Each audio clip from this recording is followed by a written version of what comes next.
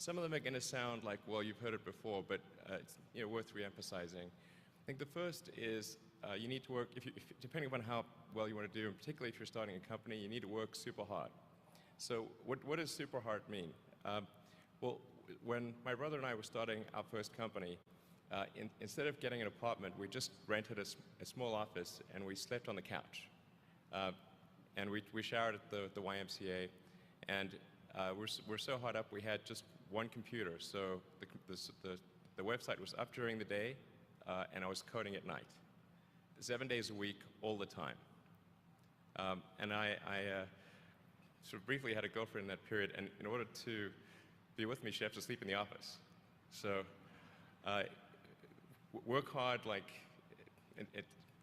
every waking hour. That's the thing I would say, particularly if you're starting a company.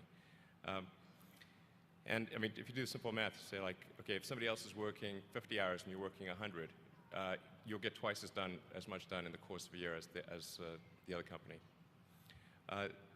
The other thing I'd say is that if you're creating a company or if you're joining a company, the most important thing is to attract great people. So either join a group that's amazing, that you really respect, or if you're building a company, you've got to gather great people. All a company is a group of people that have gathered together to create a product or service. And so depending upon how talented and hardworking that group is, and the degree to which they are focused cohesively in a good direction, that will determine the success of the company. So do everything you can to gather great people if you're creating a company. Then I'd say focus on signal over noise. A lot of companies get confused. They spend money on things that don't actually make the product better. So, for example, at Tesla, we've never spent any money on advertising. We put all of the money into R&D and manufacturing and design to try to make the car as good as possible. I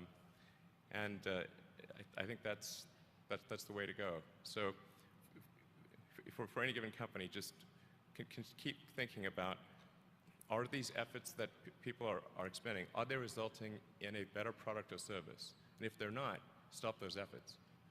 And then the final thing is to sort of don't just follow the trend. So you may have heard me say that it's good to think in terms of the physics approach of first principles, which is, rather than reasoning by analogy, you boil things down to the most fundamental truths you can imagine, and you reason up from there. And this is a good way to figure out if something really makes sense, or if it's just what everybody else is doing. It's hard to think that way. You can't think that way about everything. It takes a lot of effort. But if you're trying to do something new, it's the best way to think. And that framework was developed by physicists to figure out counterintuitive things like quantum mechanics. So it's really a powerful method. Anyway, so that's, and then I think that the final thing I would encourage you to do is, now is the time to take risk. You don't have, you don't have kids. Your obligation. Well, sorry, probably don't have kids.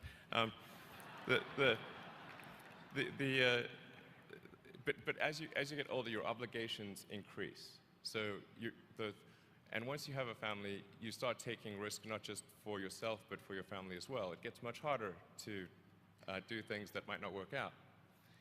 So now is the time to do that before you have those obligations. So I would encourage you to take risks now. Do something bold. You won't regret it. Thank you.